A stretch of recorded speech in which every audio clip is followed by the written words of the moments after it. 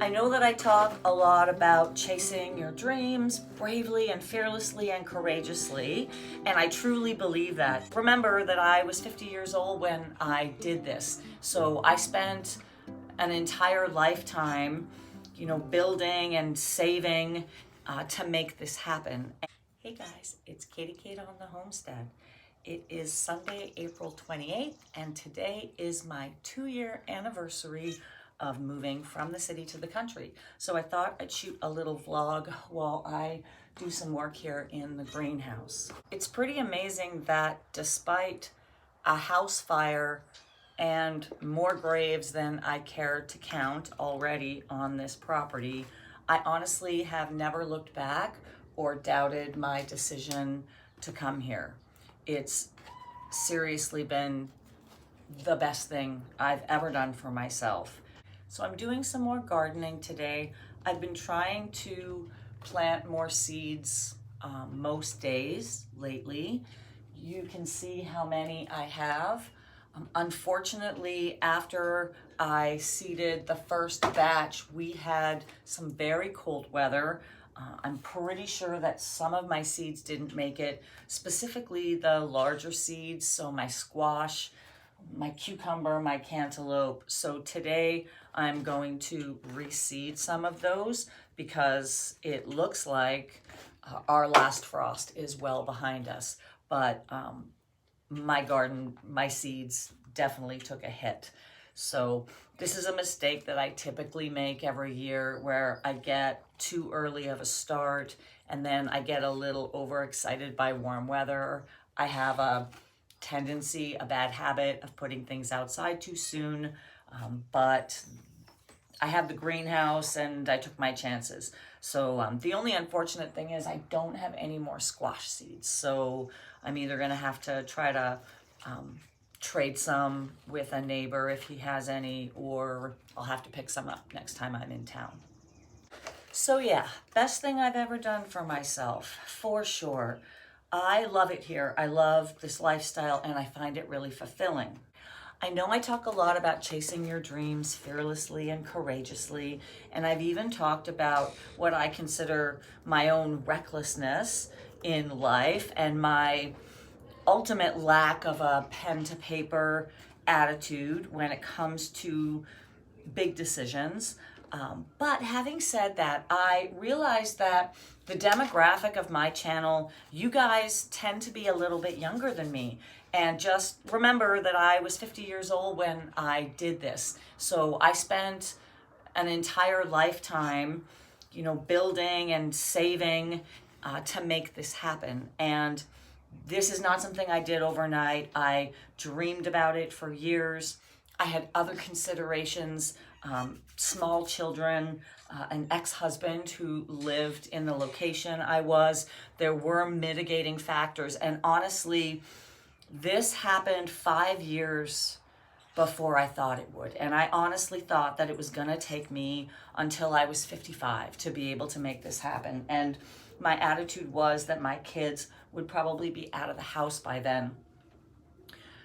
When COVID flipped the world on its head, I saw a window of opportunity to make this happen sooner. And because I had been planning and preparing for it for years, that's why I was able to pull the plug so quickly and make this happen and get out like a bandit. But I fully appreciate that that is a really unique situation. So just something to bear in mind. That's not to say that I don't continue to encourage my audience to dream big, but I'm certainly also not encouraging anyone to do anything that they're not going to be able to sustain in the long run. The other thing I think about being here and managing is trying to not bite off more than I can chew. I didn't move out here and buy 60 chickens. I had, after the raccoon attack, I had 3 hens and 1 rooster for almost a year. And it's only now that I've added 7 more birds to my flock. So I am not selling eggs. I'm not selling anything from this homestead right now. I only need what provides for myself and my kid, so I don't need 30 birds. I don't need that much. Subsequently, I don't need to spend that much on feed. Same with my horse and my goats, which right now are just pets for me. And admittedly, that's an expense that is unnecessary, but for my experience of getting more comfortable handling bigger animals, it's a good investment for me. But yeah, I'm not going out and biting off more than I can chew, taking on more than I need, and the expenses associated with that. So I think there's some smart living to be applied, you know, if these are the changes that we want to make.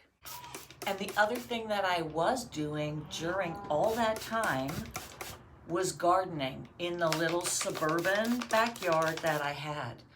I built a greenhouse and I started learning these skills and practicing. So I did that for 10 years before I bought this homestead. Those are things that anyone can be doing now while they're waiting, while they're planning, while they're preparing. Because goodness knows there's going to be enough skills that we can't learn and practice before the fact. Anything that we can get a jump start on is an excellent investment of your time. Swiss chard. More Swiss chard. This is my favorite, the rainbow variety. The other thing to be doing during the planning and preparing and dreaming phase is research. Watching YouTube channels like this one, getting a sense of how other people are living and managing, what challenges they're encountering. Hopefully, that is a big part of the value of this little YouTube channel. So there's so much to do in the meantime, and try not to get discouraged, because I believe that when we are making these efforts towards our long-term goals, it pays dividends in actually making those dreams become a reality. So if you're not old like me, and you're still in the dreaming and planning phase, enjoy it. Do as much as you can while you're there, and look forward to the time when you get to put it all into a bigger perspective. So yeah, 2 years ago today, a friend of mine sent me some photos this morning reminding me of the move and reminding me of how far I'd come. And I've been thinking about the fire and all the losses, just how much life has changed. And at the end of the day, I am so happy to be here. And it's come a long way since I got here. Even this greenhouse didn't have the ends finished when I moved here. It was just full of junk. It wasn't set up as a proper space, and now it's my beautiful little workroom where I'm sheltered from the wind and I can drink my coffee or work on my seeds. So, happy anniversary to me. I'm proud of myself. It's interesting how dreaming about doing this and the experience of doing it have been so different. You can think about what something will be like, but then the actual emotional experience of going through it is so interesting and unexpected. I can't predict the future, and I don't know exactly how all this is gonna pan out, but I know I'm doing pretty good so far, so that's reassuring. So I guess that's all for today, guys. Happy, healthy living, planning, dreaming, moving forward courageously and fearlessly through life. It's our one kick at the can. I'm Katie Kate on the Homestead. 2 years later. I'll see you soon.